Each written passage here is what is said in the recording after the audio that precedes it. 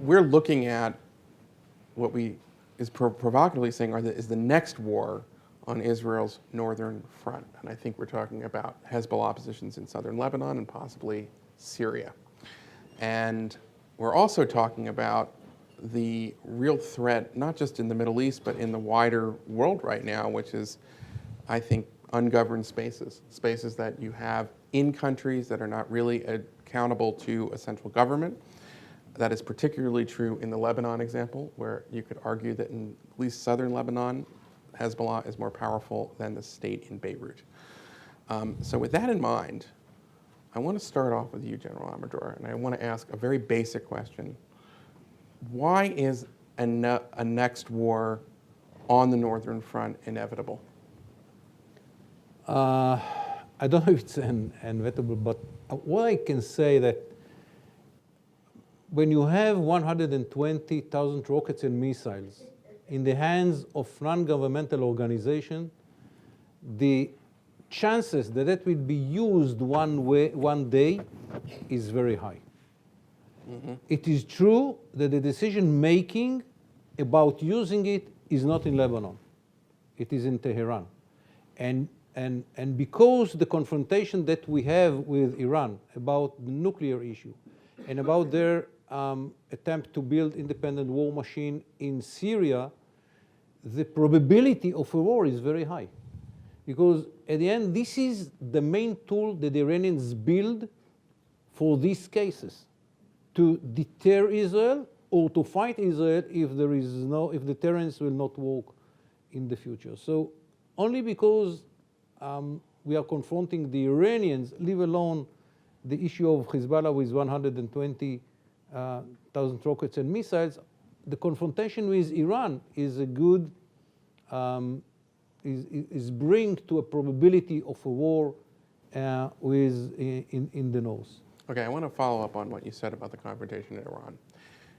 Anyone's been paying attention has noticed that for 2018 and parts of 2017, there seems to have been an unspoken arrangement that became a little bit more pronounced this spring between Israel and Russia, that there will be times when the Israeli air power would be used against Iranian positions, Hezbollah positions in Syria, and because the Russians control that airspace, there would be no repercussions. Now, there was what I understand was a Syrian mistake of shooting down a Russian aircraft.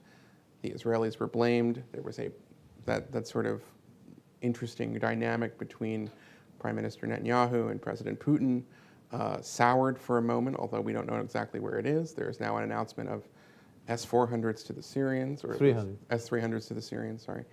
Can you walk us through two things? One, diplomatically, give us a brief history or an overview of Israel's efforts with the Russians, and where does that understanding stand today? I mentioned it before. We understood that the Russians are facts on the ground. It's not us to bring them, that decided to bring them to Syria, and we were not in a position to stop them from coming to Syria. And they decided gradually to be more involved. The decision from the beginning was that we do not want to be in a confrontation with the Russians. And this is why for the first strike on Syrian facility, which included weapon system which had been brought by the Russians to Syria, and we knew supposed to be transferred to Hezbollah, we told the Russians we are going to do it. If that will be transferred to the hands of Hezbollah, we are going to bomb it. They didn't like the idea, but they understood why we are acting. They even told us that it is not going to Hezbollah, and we told them that if it is not going to Hezbollah, we will not bomb it. And slowly, we build kind of dialogue with the Russians that led to the deconfliction line which we have with their military forces in Syria. it's not that we are cooperating or joining them or cooperate, whatever. It is as it is. It is deconfliction. And it's clear for us that we have to have this dialogue because the Russians are there for their interest. They didn't come because of Israel, not against Israel. We were not involved in the war in Syria. And now we have to understand what is underlying their decision to give the Syrians the S-300 as a, I don't know, I don't understand the logic because that advanced the capabilities of the Syrians to kill more or to hit more Russian airplanes in the future. So I don't understand the logic of it. The political question is very interesting. We don't have a clear answer. And it is part of the future dialogue which will happen between Prime Minister and the President Putin.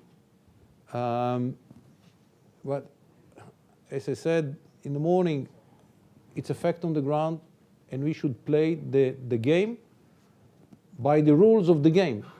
If it was better without, it's not a question for the reality. The reality is they are there, and we have to, you go to a party, you dance with the ladies that are there. You don't think about the ladies that are not in the room. I want to bring our American. I want to bring our American panelists into and this. they are there. Yeah. Let's talk a little bit about the S-300 system, which is sort of haunted, has been a specter for 15 years now of whether the Iranians would get it, and the Russians have sort of played this game where they're going to deliver it, they're not going to deliver it to the Iranians. They sort of say things all the time about this. Does the U.S. have the capability to defeat this system? And is that, and also, for follow-up, does Israel have that sort of technology? I seem to remember 11 years ago, there was a box in the desert in Syria. The Syrians had an air defense system, and then suddenly it didn't work very well, and there was no more box in the desert. There was a nuclear facility there. How much should we be worried about the Russian air defense technology at this point? Me? Yeah. Let me start by covering the Northern Task Force, the joint task Sure. force that we, Of course. For everyone's background, JINSA sponsored a task force made up of 5 retired military officers from the United States, Right. Including 2 premier lawyers from the Army who really understand the law of armed conflict. We went over to Israel at the end of April, beginning of May of this year, opened Kimona with the IDF, the Israeli government. We saw non-governmental organizations to include the Red Cross. We met via video teleconference with UNIFIL, and we also met with international media. We toured the Golan Heights, and we also went on to the northern Lebanese border.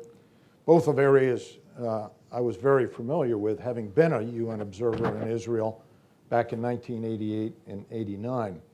The whole purpose of the task force was for us to look at the challenges that Israel faces if they have to go to war with Hezbollah, and how those challenges may help the U.S. address a hybrid enemy in the future, because we could face the same challenges as the U.S., the S-300 being part of that.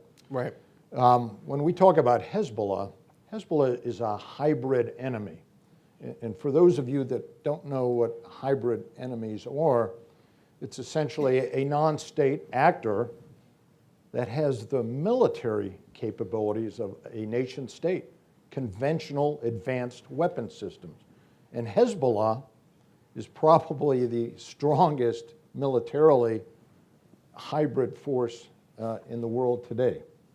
Now, in terms of the challenges that Israel faces, and the report that we're putting together, which I think will be done probably within the next month. And I'm looking at one of the writers right now, but I think it's going to give a big layout on the challenges that Israel is going to face, and in turn, what we face.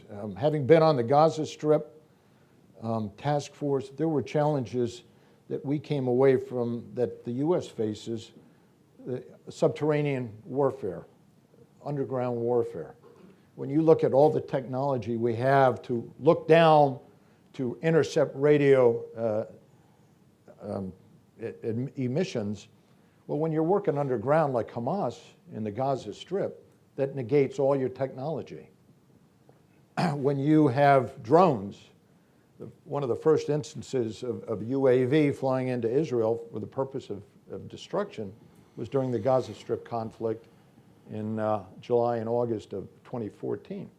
Israel shut it down with a Patriot missile. Not a good exchange monetarily, but the bottom line is that report helped, I think, initiate some work both on the part of the U.S. and Israel to address the tunnels, of which we face on our southern border with Mexico, as well as the drone threat, which is a constant threat.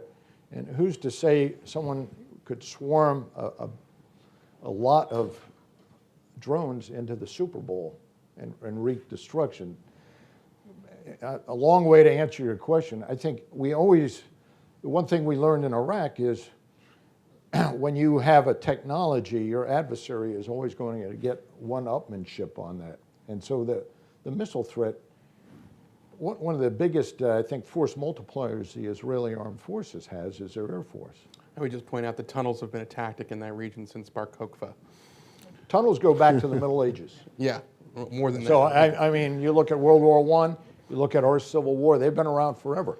Yeah. They're getting more sophisticated. Yeah, no, I agree, yeah. And detecting them is a challenge. But anything that can strike your Air Force, which gives you a certain multiplier over your adversary, is certainly a detriment. So I think that's something we have to be very, very wary of. Carl, you have any thoughts on the S-300, the S-400, and whether this is technology that the U.S. and Israel can defeat?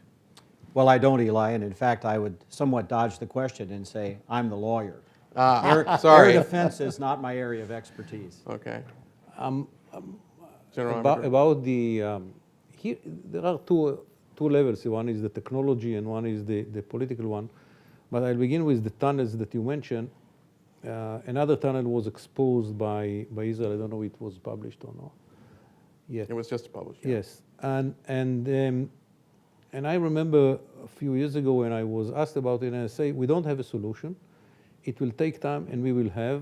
And within a year, I hope that the Hezbollah, the Hamas will lose the ability to penetrate to Israel through underground tunnels. We are working on a barrier, underground fence, which will, at the end, will stop the Hamas ability to infiltrate into Israel through tunnels. When it is coming to technology, I don't believe that it will take us more than 6 months to find a solution, technological solution to the S-300s. With cooperation with the Americans, it will be less time. Without cooperation with the Americans, it will be longer. But we will find a solution. The problem is, as I said earlier, is what underlined the decision. What the Russians have in mind relating to the future war of Israel against the ability of the Iranians to build their independent war machine in Syria. This is the issue. Leave alone the technical issue of to deal with the 300, believe us, some smart Israelis and Americans will find a solution together or not together. Okay. This is not the issue. The issue is a political decision. And here we are in a fog. We don't know. Okay. I want to go back to you, Colonel, on some of the legal questions. What do you anticipate in this future conflict with Hezbollah to be the sort of international/delegitimation arguments that will be used against Israel? And then if you could walk us through what you think, is the argument against those arguments. Yeah, so several things. First has been alluded to, the depth and the breadth and the intensity of the conflict is something I think that will take people by surprise, and it's militarily necessary in order to deal with the threat. The harder, the faster Israeli forces act, the quicker the conflict will be resolved, and ultimately quickness leads to a reduction in casualties. However, if there is a next war in that area, and as General Natanski said, we went up and saw it, and it's stunning. And just to set the stage a little bit, when you look over the border into Lebanon, it is completely filled with villas, with villages, a lot of new construction, very prominent, very nice construction. And we know from assessments that have been done that many of those villas where people live and villages where people live are essentially fortified, that they contain missiles and rockets underneath the facilities, adjacent to the facilities that are masked, that they are connected by tunnel systems, that they're essentially fortified villages. And so what that's doing is, if these missiles and rockets attack Israel in the way that could potentially happen as described by the general, and Israeli forces then cross there, in addition to a deep air campaign, you will immediately interject civilians into the fight. The big difference is, Eli, if you look at the last hundreds of years developing the law of war, it's been designed to emphasize proportionality, humanity, necessity, and discrimination or distinction. In other words, to remove civilians as much as possible from the fight, to protect them.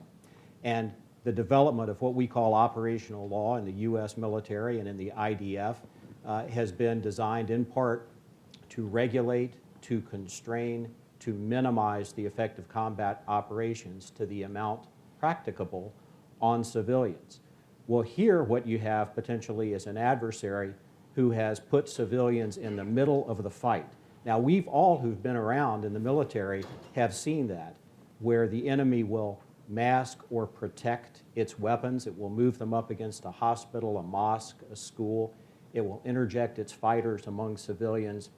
It will use essentially the law of war protections for civilians and the fact that their adversary, in that case us, in this potential conflict Israel, will comply with the law of war, will constrain, will try to avoid civilian casualties. They use it to mask their activities. That's not new. The difference here in what we assess in this northern war is that the enemy will use it offensively. They will use it not just to mask their weapons and their fighters, but to create situations where civilian casualties are inevitable.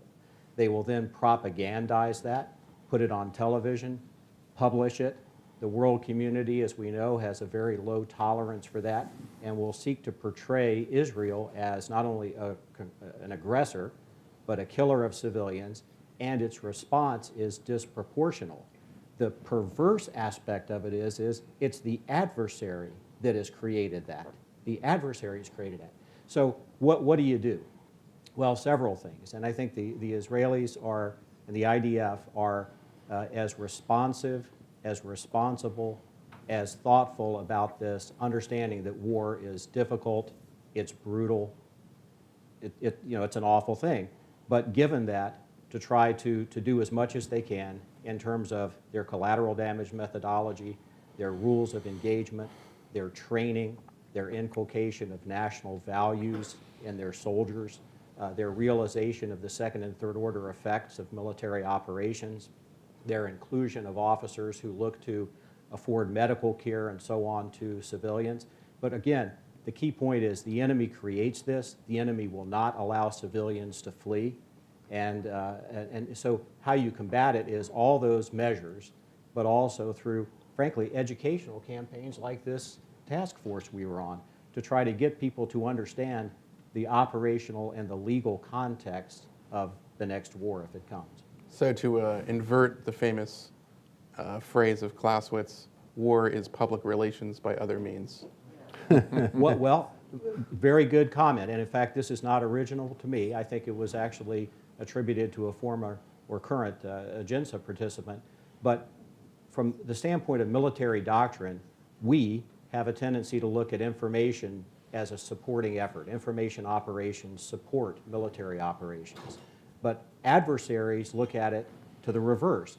To them, the military operations set the conditions for or support their military operations. It's all about public relations, how things are portrayed, because they're not necessarily fighting the tactical fight. That may be significant in some respects, but it's the broader fight on the world stage. So in some ways, you could argue that mobile cameras are part of Israel's first line of defense in this political war. And a big objective, of course, of Hezbollah is the delegitimation of Israel, to make it. Well, that's right. And one last point I'll make is that we have also seen a change in the law of war. And frankly, I think we all need to reflect about it and not preliminarily jump to conclusions about bad motivation or even naivete, but there's something going on. And what's going on is there's a concerted effort on a broad basis to neuter the military capability of existing standing militaries, to neuter them, to constrain them, while not taking any concomitant reduction or paying any attention to our adversaries, that they effectively get a free pass. And that is something that we see, for example, in initiatives to reduce or constrain the use of artillery in built-up areas, to constrain the ability to use fire and maneuver, constraining the ability to use certain types of munitions, arguments that if you have precision-guided munitions, you are required to use them, and so on. And none of that really is applied to the adversary. And frankly, editorial comment, if the international community were to spend more time in the juridical sense convincing our adversaries to comply with even the basic minimum law of war, it might be time that would be better spent. Can I just push on that, because I think it's an interesting point. Is there any world in which we would, A, expect Hezbollah to adhere to international law, and B, desire them to be treated as a party or any kind of legitimate armed force? They are, by definition, and by their own pronouncements, rogues. They are outside of international law. So why, I mean, I would like to have rules of armed conflict that said Hezbollah should not exist as it is currently constituted. But, here we are. Well, so I'm a realist, and I take your second point, but compliance with the minimum standards of the law of war would only be one of the criteria by which legitimacy is obtained. And it's an interesting argument that, do you want your adversary to be totally illegitimate? I would suggest that a minimum threshold of humanity and a minimum recognition of the fact that there are rules for behavior in combat would be a worthy aspiration even for Hezbollah. I would just point out that these are the same people that kidnapped CIA station chief in Lebanon and fed him rat poison over the course of a month. Why I use the word aspiration. Yes. Yeah. All right. Well, this is a really great kind of conversation at this point. I want to shift gears a little bit, and I want to get back to this point about the Hezbollah strategy in terms of PR. And this is really open to the panel. If you were to put together materials, how much in terms of, I don't know if you have documents or video, or what is can Israel present a strong case that this is the strategy, exactly the sort of playbook for how Hezbollah wants to do it? And, I'd be very interested to sort of find out how you can prove what you know. I'll tell you two stories, and you understand that the problem is not the ability of Israel to show the materials, it's on the other guy. That once I met one of the head of the intelligence, and he told me, I'll find the smoking gun. I told him, you might find the gun. If it's smoking or not, it's not your decision. Mm-hmm. And here is the same story. When I was a national security advisor to the Prime Minister, the Secretary General of the United Nations came to visit the Prime Minister, and I said, I want an hour before the Prime Minister to sit with him and to speak about something. And he said, okay. I said, it's not your entourage, it's you alone. Mm-hmm. And he came in. I brought some experts from the intelligence, and we showed him pictures of big missiles within private houses and apartments. And think about it, that in Lebanon today, there are thousands of apartments, which in one side the family is living with the children, and the other side there are 1 or 2 or 3 missiles.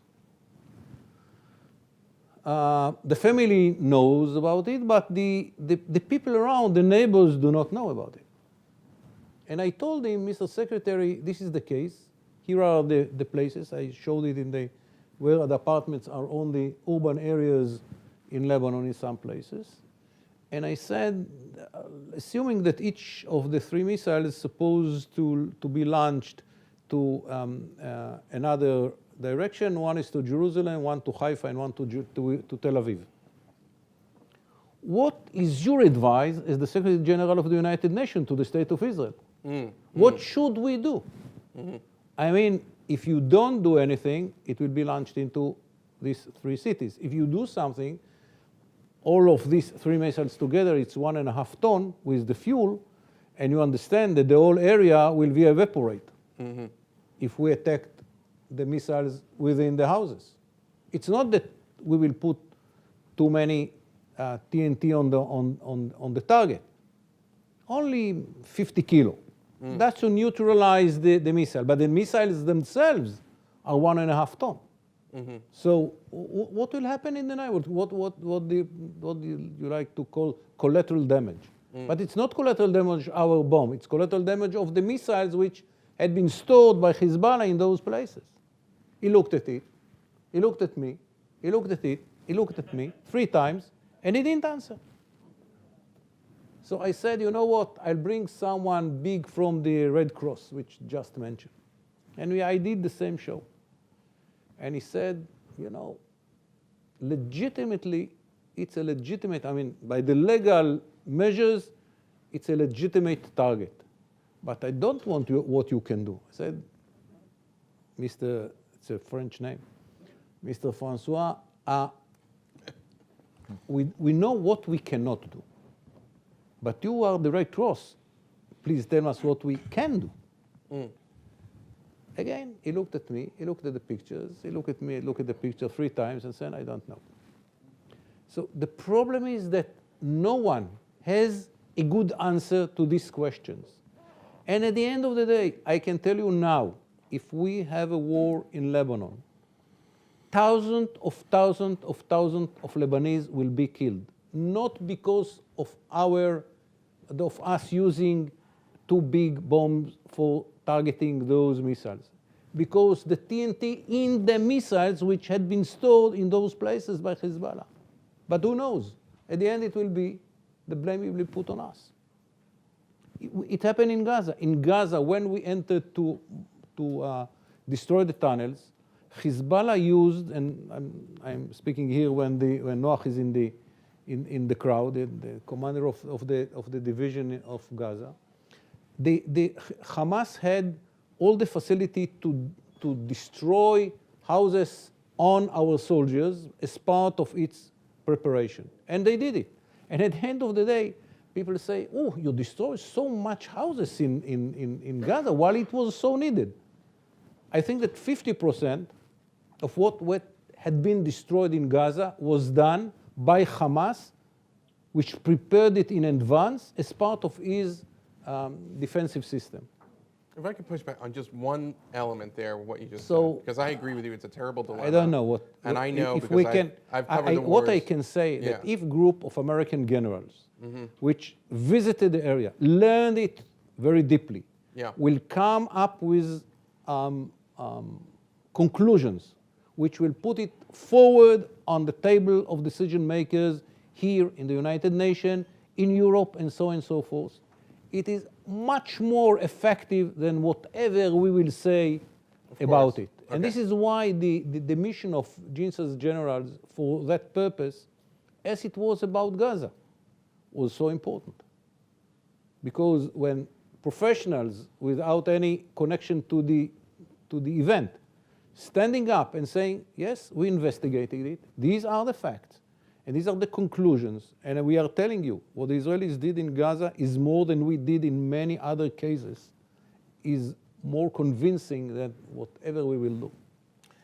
So let me just ask, and then I want to open it up to questions. But what you've described in this sort of dilemma and how you are trying to target Hezbollah but not target civilians, and I know that this is something that Israel does in its wars, but one could be forgiven after 2006 when we heard Israeli officials telling us that as part of this idea that the boss is crazy and that a lot of other targets, especially in Beirut, were targeted, including the airport and so forth, in that war. And then you had, obviously, the very unsuccessful ground operation. I mean, in some ways, I suppose you've learned lessons from that. But do you think it was a mistake to approach the 2006 war the way that you did? When we spoke about the craziness of the boss, we spoke about the bombs in the Dahia, which all of them were targeted Hezbollah targets. There is an argument in Israel about Lebanon today. Hezbollah is part of the government.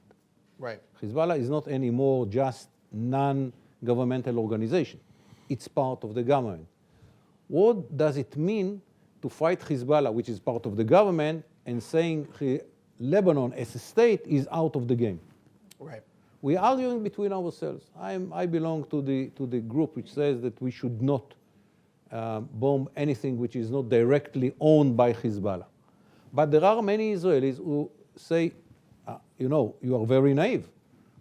Lebanon is the umbrella under which Hezbollah is acting. And Hezbollah is not just under the umbrella, it's part of the umbrella because they are a member of the government. So you cannot ignore the fact that Lebanon is part of Hezbollah capabilities as a whole because they are giving them the national umbrella to Hezbollah. It's an argument within Israel, but it's not connected to the question of destruction of Lebanese urban areas, which will be a result of storing bombs, missiles, rockets, and so on in those places. It will not be because we decided to show the Lebanese that they are part of the problem, not just part of the answer. Just following up on that, and I do want to open it up to questions. Is it a mistake, this is really for the whole panel, is it a mistake that the U.S. continues to have a pretty robust military training and supply relationship with the Lebanese army and the LAF? Given our ally Israel's concerns and the fact that Hezbollah is part of the government, and if there is a war, you can bet that the Lebanese armed forces are going to be fighting with Hezbollah, and they certainly aren't going to be, working as the UN resolution, Security Council resolution to trying to disarm Hezbollah. It's an odd circumstance, Eli. I had a Lebanese armor officer in my command and general staff college small group. He's a fine fellow, fine officer. Circumstances have changed. I mean, I can't speak for the U.S. government, but I'll say it is an odd circumstance because the general is exactly right in terms of the metamorphosis and the reality of the enemy, the adversary. I don't know how robust we are with Lebanon right now, but we also try to do exercises with the Chinese and some other adversaries. So I We're think pretty robust. They're under George W. Bush and Obama, the subsidy increased considerably because they were fighting Al-Qaeda. Money, or you're talking money, actual- and also the idea that they were fighting Al-Qaeda and ISIS, and that's obviously in the U.S. interest. Well, I would just say that we, from a Marine Corps perspective, we had a minimal footprint, and I know we did do some training with the Lebanese armed forces, but based on this report that we just came back, and as General Amador said, the Lebanese government and the Hezbollah are one and the same. Right now, Hezbollah has a majority in the Lebanese parliament. They conduct joint ops between Hezbollah and the Lebanese armed forces. They share intel. So I think you don't want to disconnect yourselves from the Lebanese, at least keep a door open, but I'm not sure I'd certainly support. Keep a door open, but maybe not have, right? Absolutely. Okay. Can I offer one Yeah. comment to what General Amador said about the difficulty in talking to the ICRC man about a target and the consequences of taking out an objective? That is in a situation where you're in, I assume then, an air-conditioned room. Nobody's shooting at you. You probably were fairly well rested. You had near-perfect intelligence to lay out the problem, and still he was unable to come to a firm conclusion. Mm-hmm. There are some deliberate or pre-planned targets where The lawyers have looked at them. The intelligence analysts have looked at them. There's been a very robust assessment before the target is struck. But that's only some targets. There are going to be many targets that are fleeting, that are emerging, that are high value, that need to be taken out, where the facts are not perfect, they're nuanced, people are sleep deprived, they're under fire, they're making decisions. That's tough. And don't forget the young soldier on the ground or the small unit leader on the ground who's going to be under fire and have to make a decision. And he or she can fire a round, and you know, you wish sometimes you could take it back. You can't once it leaves the weapon. But complied with the ROE, complied with the CDM, complied with discipline training and everything else, but hit the wrong target. I mean, that happens. Right. Let's open it up to some questions. Devin? This report is monumentally important. I am so such an advocate for getting this out there in myriad ways. To your point about the rules of engagement, international law assumption, et cetera, first of all, you're absolutely right that the Hezbollah is not only part of the Lebanese government. The Lebanese government wouldn't exist without them. They making the distinction that they are now part and parcel, putting the evidence out there. Is it time to present the whole set of facts and assessment that you guys are doing, and then say, we are struggling to find the role for international, engagements being observed at all. Under the circumstances, we anticipate horrific loss of life. We are, putting this out as a cause for due deliberation that has to be advocated. I mean, all I'm saying is something that's a little more forward-leaning than just, gosh, it's a really ugly situation and it might be bloody. I'm not sure that's going to obtain when the horrible chorus of outrage in the international community comes upon us if we haven't got some kind of, actual policy or legal road that we would like to explore. Well, I think we have legal arguments, we have legal positions. We're trying to educate, but I'll just offer a vignette that I think is related. So I'm an adjunct professor at GW and teach national security law and essentially a course that's about the occupation of Iraq. It's styled rule of law, but in the very difficult situation of rule of law post-invasion. And I see fairly consistently the creeping of human rights law, which I in no way denigrate or criticize, but the creeping of human rights law through many of the students and many of the writings into what we historically have referred to as the lex specialis of the law of war or the law of belligerent occupation. And essentially it attempts to convert military operations into law enforcement activities. It places, in my view, inordinate constraints on the historical role of soldiers and the prerogatives of soldiers and so on. And so I offer that the difficulty is sometimes to stand up and make these arguments that we're making, that we intend to make very strongly in the report and in our conferences about the report, is really swimming upstream. And so essentially we're in violent agreement, that it is extremely difficult. And yes, there's more to it than just saying, this is not fair, things should be better. Well, I 100% agree. Yeah. And I think that the real argument is that we are seeing a world which is becoming increasingly lawless with big powers like Russia and China. I mean, China, this is a little bit off topic, they just abducted and arrested the chief of Interpol. That should be a...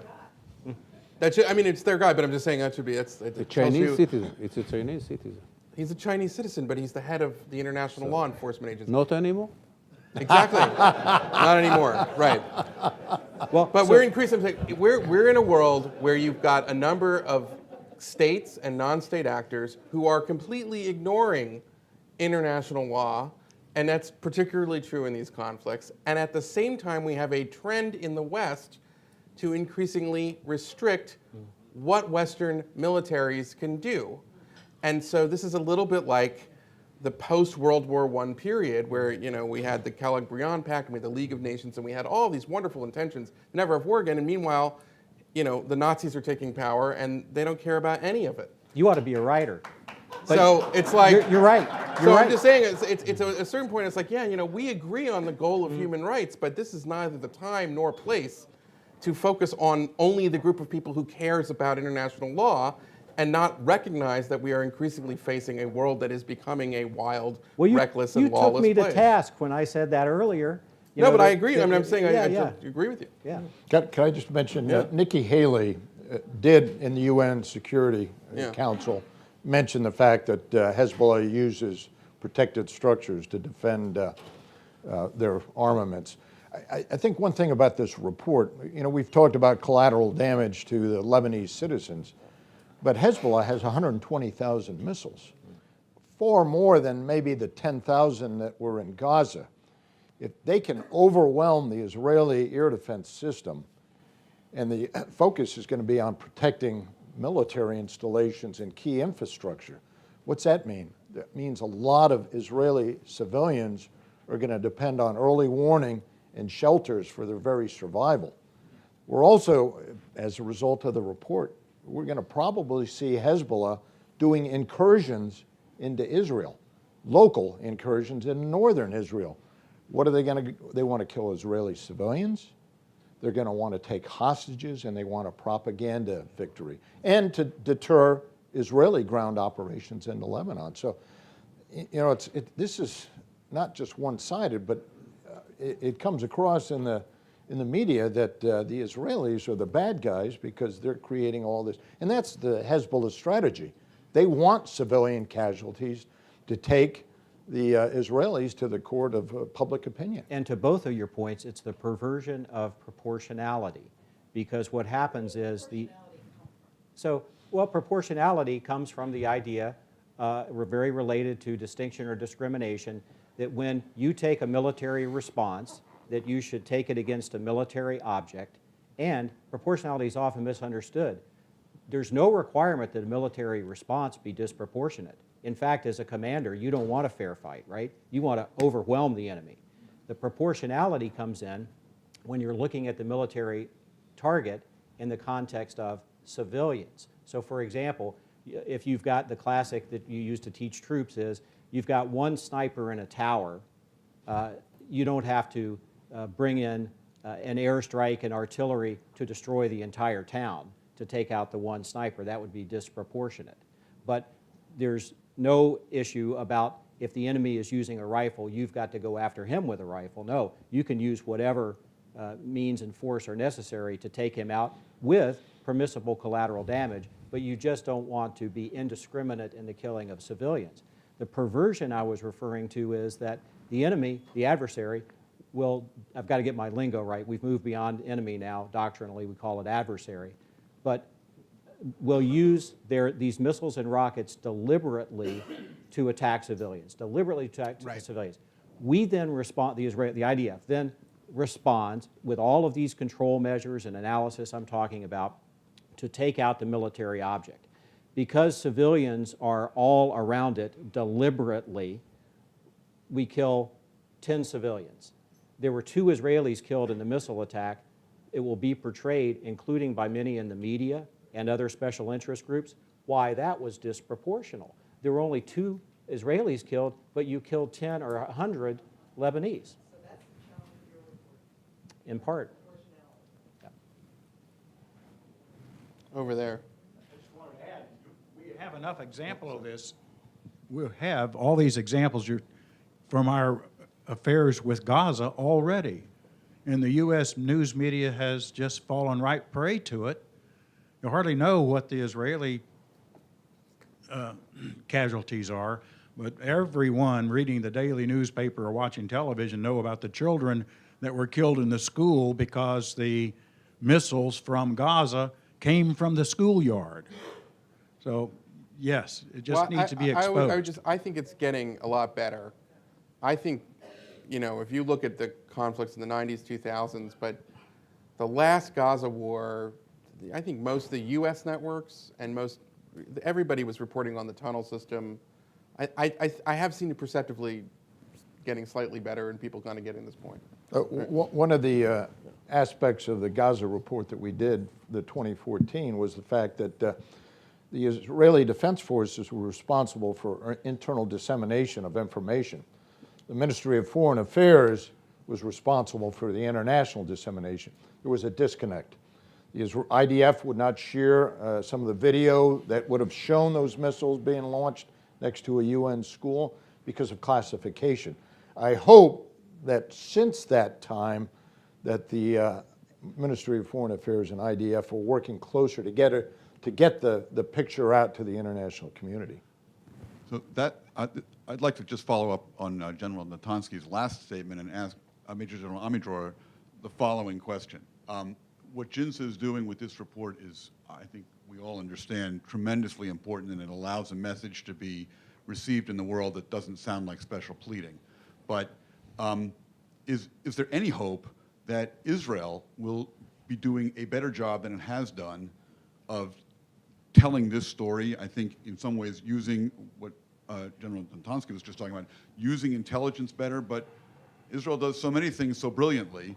Is there any hope that it will do a better job of telling this story and explaining what it's doing in a way that would actually persuade people? I agree that something happened in history. We had an history during which Jews didn't know how to fight, but they know how to tell stories. Now we are not very bad in our military side, but to tell the story we are not so good. And I hope that we learn to do it better in the future. But you have to understand the priority was to fight better. Now we have to change even the way that we are telling the story, because in the modern world, stories became very important. In many cases, as important as the military actual results. Yes, we have a lot to do in this area, and I hope that next time it will be better than the previous one. The previous one was better than when I was young. If I may, I do think it has gotten better. I'm old enough to, when I actually covered during the Second Intifada, the response, and I was in the State Department press corps, and I can tell you that everybody bought hook, line, and sinker the Jenin massacre, if you remember, that never happened, and things like that. I know, swimming in the sea of the mainstream media, that my colleagues in the mainstream media are not, I don't think that that would happen again. First of all, just, everybody uses Twitter and Facebook, but these things are kind of instantly corrected now. It's a very different environment. You had Wolf Blitzer in the tunnel and everything like that. I think I did see a perceptible difference. But I'll tell you a story not trying to get anyone off the hook. I'll tell you a story about the Jenin massacre, and you understand why it is not so simple. Mm-hmm. I was out of the army during the 2002 operation. Jenin massacre. Yes, I just been released, and a few months later, the United Nations decided to send a team of investigators to Jenin. We didn't cooperate, as always with the United Nations, and they came out with a report saying there wasn't a massacre. There was a fight between military forces of the IDF and Fatah and other members within the refugee camp, and they said it was not a massacre. And it happened to be that 2 days after the publishing of the report, I met the editor of The Guardian. It's the equivalent of Haaretz. Or Pravda. And I said, I don't remember his name, a tall English guy, and I said, Mr. Editor, you have an historic chance here. If you apologize now after the report of the United Nations, because it is clear, if the United Nations, which is not the great lovers of Israel, saying that it was not a massacre, you have here a chance, apologize for the headline that it was a massacre, and you will gain reputation which will help you in the future to be more understood. You are not against Israel automatically, and you are ready to apologize when you find that it is a mistake. He looked at me, and with a very heavy English accent said, General, it was even worse than massacre. and that was the end of the story. I mean, you can provide the stories, you can give the photos, you can do whatever they want. At the end, you can find the gun. You are not making the decision if it is a smoking gun. And the editor of The Guardian, very respectful guy, didn't hesitate. 2 days after it was published by the United Nations, it was not a massacre, to say it was even worse than massacre. Well, with that, I would just say my joke about The Guardian. Their editorial page is called "Comment is Free." So I say, when comment is free, you get what you pay for. Anyway, let's thank our panel very much. I think this was great.